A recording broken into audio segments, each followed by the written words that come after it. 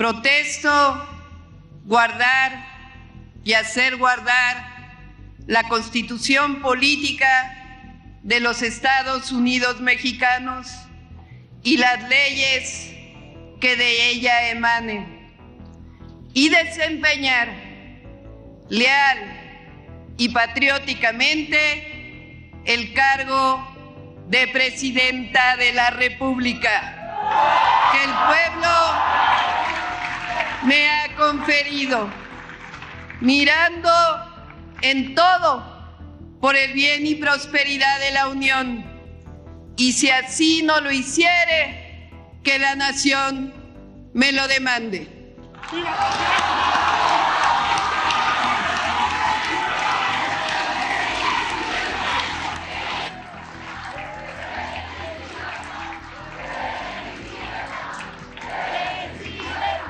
El 1 de octubre de 2024 abre un nuevo capítulo en la historia de México. Un momento que será recordado por niñas, niños que desde sus televisores, la radio y ahora las plataformas digitales miraron cómo se le colocó por primera vez la banda presidencial a una mujer. Para ellos será algo normal. Para el resto de los mexicanos, un recordatorio de que tuvieron que pasar 65 presidentes y 70 años después de que las mujeres ejercieran el voto para atestiguar lo que en otros países ya no es tema de conversación. El 1 de octubre, México abre un nuevo espacio en su historia. Ahora, sobre el nombre de Claudia Sheinbaum, pesa el futuro económico y social del país. Fue un amanecer tranquilo para los mexicanos que estrenaron un nuevo día de asueto que tendrá lugar cada 6 años, producto de aquella reforma político-electoral de 2014 que acorta el periodo de transición entre una elección presidencial y la toma de posesión. Las calles y las banquetas de la ajetreada Ciudad de México lucían despejadas, acompañadas por los rayos del sol que decidieron asomarse en medio de días de tormenta.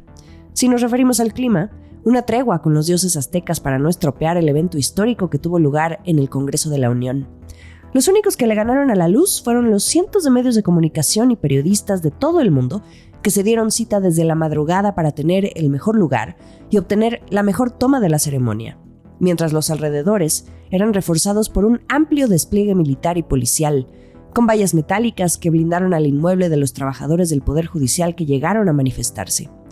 Al interior, los asientos en los palcos del recinto de San Lázaro poco a poco comenzaban a ocuparse por los representantes de los 105 países que asistieron, empresarios y otras personalidades, desde la primera dama de los Estados Unidos, Jill Biden, los Slim, padre e hijo, los presidentes de Latinoamérica más cercanos a AMLO, como Lula da Silva de Brasil, Petro de Colombia, Boric de Chile y Díaz-Canel de Cuba, hasta el boxeador mexicano Saúl Canelo Álvarez se dejó ver. Los grandes ausentes, aquellos que tuvieron conflicto diplomático en el sexenio pasado, como Ecuador, Perú y España. Mientras, algunos legisladores fungieron de teloneros previo al acto principal. Diputados de diferentes bancadas ocuparon la tribuna por periodos de 10 minutos y emitieron sus posicionamientos. Unos pedían reconciliación, otros destacaban el cambio de la banda presidencial de hombro a hombro, de hombre a hombre, de hombre a mujer.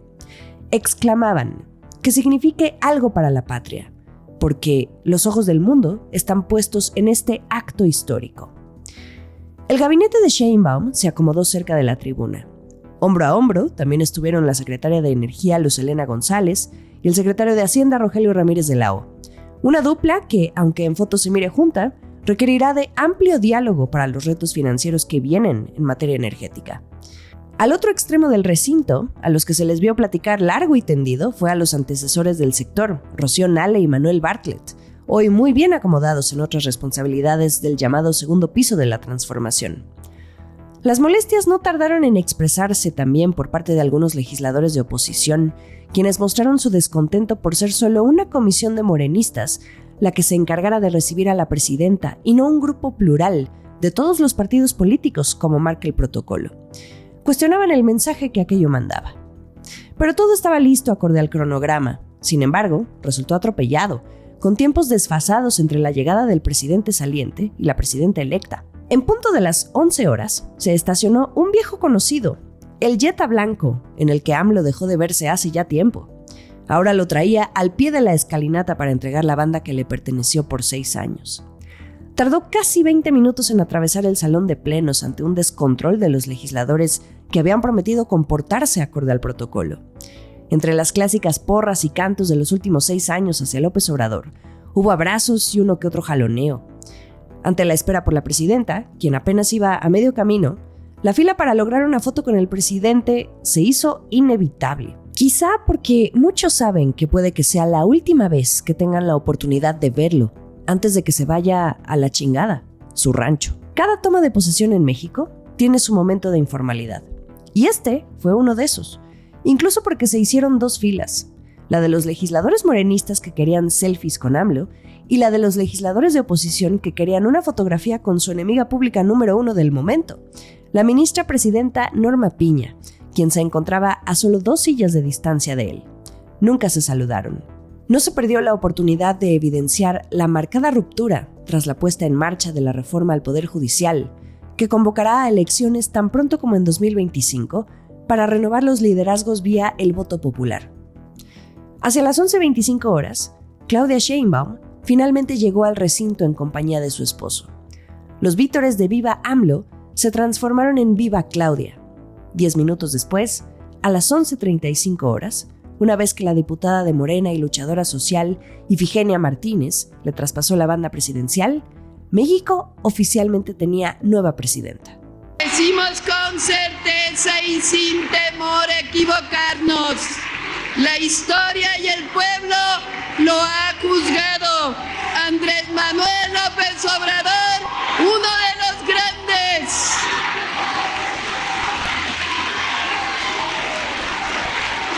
El dirigente político y luchador social más importante de la historia moderna. El presidente más querido, solo comparable con Lázaro Cárdenas. El que inició y termina su mandato con más amor de su pueblo. Y para millones, aunque a él no le gusta que se lo digan, el mejor presidente de México. El discurso de toma de posesión de un presidente o una presidenta, por naturaleza genera amplia expectativa. Se le escucha hablar oficialmente y por primera vez en funciones. Revela su estilo, el tono, el mensaje, el carácter, la personalidad, lo que transmite. Para quienes pensaban que Claudia Sheinbaum pudiera cambiar su discurso apenas la cadete del colegio militar le colocara la banda presidencial, se quedarán con las ganas, al menos en una primera etapa del sexenio. Puede durar meses o un par de años. Por ahora, el discurso de la presidenta Claudia Sheinbaum no varía y se mantiene en la línea de lo que ha venido repitiendo desde la noche de la elección que le dio la victoria con más de 36 millones de votos. La apuesta es clara, es la continuidad al proyecto de su antecesor. Sheinbaum ha elegido representar la continuidad en su discurso, en su decálogo, en sus 100 promesas. El mismo estilo adoptado por López Obrador hace 6 años. La misma fórmula, acompañada de los mismos sermones que han moldeado el discurso político que, como quiera que sea, los ha llevado a consolidarse en el poder.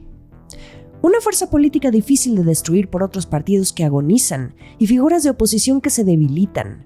En un momento de suma relevancia para el país, por el cargo histórico que ocupa, Claudia Sheinbaum enfocó su mensaje en las mujeres. Sí, tiempo de mujeres, no sin antes dedicar un buen pedazo a López Obrador. El inicio de su discurso fue la anécdota del juicio de desafuero que López Obrador vivió en ese mismo recinto hace 19 años, para después asegurar que el tiempo, la historia, les había dado la razón. También le reiteró su compromiso de seguir la línea marcada y recordó lo logrado al ocaso de su sexenio, como la aprobación de la reforma al Poder Judicial. Frente a la ministra presidenta Norma Piña, de la Suprema Corte de Justicia de la Nación, a quien Sheinbaum sí saludó ante la mirada de un López Obrador vigilante, ella expresó lo siguiente, mientras Piña la miraba fijamente, sin hacer gestos. Piénsenlo, solo por un momento. Si el objetivo hubiera sido que la presidenta controlara la Suprema Corte, hubiéramos hecho una reforma al estilo Zedillo. No, eso es autoritarismo. Nosotros somos demócratas. Ya adentrada en el discurso, la presidenta Sheinbaum volvió a hacer de los empresarios e inversionistas la prioridad en sus mensajes clave, al prometer que las inversiones estarán seguras y que gobernará sin autoritarismo. Sheinbaum mencionó un decálogo con los principios de lo que López Obrador denominó humanismo mexicano como modelo de desarrollo, y después se refirió a la materia económica. Gran parte de ello lo dijo más tarde en el Zócalo. Antes de pronunciar su punto de vista sobre no ser autoritarios sino demócratas, las palabras que acaban de escuchar, también aseguró que en su gobierno habría Estado de Derecho. La ministra Lenia Batres, quien fue designada durante la administración de AMLO, fue la única de los 10 ministros de la Suprema Corte que vitoreó y aplaudió las palabras de Sheinbaum. El resto solo miraba fijamente sin reaccionar visiblemente a las declaraciones. La primera mujer presidenta continuó con la agenda económica. Anunció que en las próximas semanas se convocará a empresarios para confirmar el acuerdo que mantiene sin aumentos los precios de la canasta básica. Dijo que dará seguimiento a la pensión para personas adultas mayores y a los programas sociales. AMLO dejó ver una leve sonrisa tras escuchar que su sucesora quiere construir el doble de los kilómetros que quiso construir el presidente con los trenes de pasajeros. En unos días también dijo que presentará el Plan Nacional de Energía, ese que lleva prometiendo desde la campaña presidencial y que incluye nuevas inversiones en transmisión, generación y un programa ambicioso de transición energética hacia fuentes renovables de energía que contribuyan a disminuir los gases de efecto invernadero que provocan el cambio climático. Asimismo, anunció que este mes se iniciará con el ordenamiento de las concesiones y la transmisión de derechos de agua, por lo que se firmará un acuerdo nacional por la seguridad y sustentabilidad hídrica, en el que se busca que estén todos los actores. En este sentido, dijo que se harán las reformas jurídicas que se requieran para garantizar el agua como recurso de la nación. El último sorbo. Hacia la 1 de la tarde, Sheinbaum se dirigió a Palacio Nacional a todo menos a descansar. Le tomó protesta a su gabinete, se reunió con algunos mandatarios asistentes a la toma de posesión, ofreció una comida a los invitados especiales y después el postre, que sería la plancha del Zócalo. Muy al estilo y con el sello que implementó López Obrador hace 6 años, le esperaba una multitud de 400,000 personas, según cifras de la Secretaría de Gobernación, para verla recibir el bastón de mando por parte de 70 pueblos indígenas y afromexicanos, la tradicional ceremonia, y después escucharla recitar sus 100 compromisos, más rápidos que los que AMLO se aventó en su momento, aunque la mayoría similares o en la senda de la continuidad. Entre estos destacaron al menos 17 compromisos económicos. Aquí ya el clásico convertido en primer mandamiento, respetar la autonomía de Banco de México y mantener un equilibrio razonable entre deuda y PIB. Eso está por verse en el presupuesto 2025 que se presentará en noviembre. También destacan los clásicos fortalecer el Internet, a Pemex y CFE, los no aumentos a los precios de los energéticos por encima de la inflación, ni los productos de la canasta básica. Se continuará con el aumento al salario mínimo para que llegue a representar 2.5 canastas básicas. Actualmente equivalen a 1.6. Y aquí los puntos más frescos, por decirlo de alguna manera. Presumió que iniciará el programa de digitalización de trámites más grande en su historia para facilitar el acceso al pago de impuestos, trámites y servicios. También anunció un programa de desarrollo tecnológico para la innovación. Por cierto, adelantó como parte de este programa la producción de un auto eléctrico de acceso popular, la integración a la cadena de producción de semiconductores, inteligencia artificial y la producción de drones. Las pensiones también tuvieron su lugar. Dijo sin más detalles que se aprobará una reforma constitucional para mejorarlas, aunque hizo más énfasis a la contribución del fondo de pensiones que ya se creó en el gobierno de AMLO. Además, retomó su propuesta de establecer la obligatoriedad de la seguridad social para los repartidores de las plataformas de delivery como Rappi y Uber Eats. Sobre la semana laboral de 40 horas, dijo que buscará alcanzarla de manera gradual durante su sexenio. Sobre la producción de petróleo, reiteró que el objetivo es el autoconsumo, pero aquí su toque, y quizá en donde más se separa de la política energética de AMLO, que se basó en las energías fósiles.